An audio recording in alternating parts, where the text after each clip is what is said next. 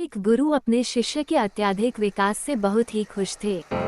उन्हें लगा कि अब शिष्य का मार्गदर्शन करने की कोई जरूरत नहीं है, इसलिए उस शिष्य को एक नदी किनारे बनी अपनी छोटी सी कुटिया में छोड़कर निकल पड़े।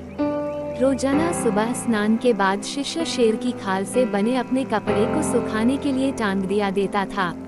यही एकमात्र वस्तु थी जो उसके पास थी। एक दिन चूहों ने उस शेर की खाल को कुतर डाला। यह देखकर शिष्य बहुत ही उदास हो गया। वस्त्र न होने के कारण वह दूसरे वस्त्र मांगने गांव वालों के पास पहुंचा।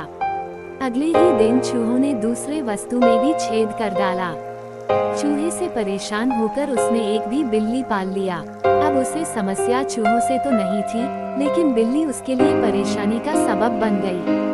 उसे अपने खाने के साथ साथ बिल्ली के लिए दूध का इंतजाम करना पड़ता था। एक दिन उसे लगा कि मैं कब तक का गांव वालों से मांगता रहूंगा, क्यों ना मैं खुद ही एक गाय रख लूं। जब उसे गाय मिल गया तो फिर उसके लिए चारा मांगने की जरूरत पड़ी। उसे लगा कि झोपड़ी में चारों ओर घास से इसका काम चल जाएगा, लेकिन इसमें उसके सामने गाय को चराने की समस्या खड़ी हो गई। गाय को चुराने के चक्कर में उसे ध्यान के लिए पूरा वक्त नहीं मिल पा रहा था, इसलिए इस काम के लिए उसने आदमी रख लिया। अब सवाल आया कि काम करने पर निगरानी की। इसके लिए उस शिष्य ने एक महिला से शादी कर ली, जो इसके इन सारे कामों को निगरानी करती और उसके काम में हाथ बटाती। आगे चलकर ऐसा वक्त आया जब वह गांव का सबसे धनी व्यक्ति बन गया।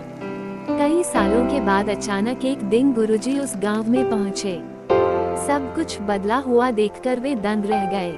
उन्होंने देखा कि जहां कभी कुटिया हुआ करती थी वहां आज एक आलीशान इमारत खड़ी है। उन्होंने एक नौकर से पूछा, क्या यह वही जगह नहीं है जहां कभी मेरा एक शिष्य रहा करता था? नौकर उन्हें कोई जवाब देता, इससे पहले ही गुरु का वह शिष्य हाजिर हो गया।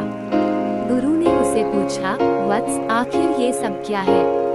इस पर शिष्य ने कहा, आपको विश्वास नहीं हो रहा है ना? लेकिन मेरे पास सिवाय इसके कोई दूसरा तरीका नहीं था कि मैं शेर की खाल को हटा देता। इस कहानी से यह सीख मिलता है कि छोटी जरूरत या बदलाव के आधार पर बड़े परिणाम मिलते हैं।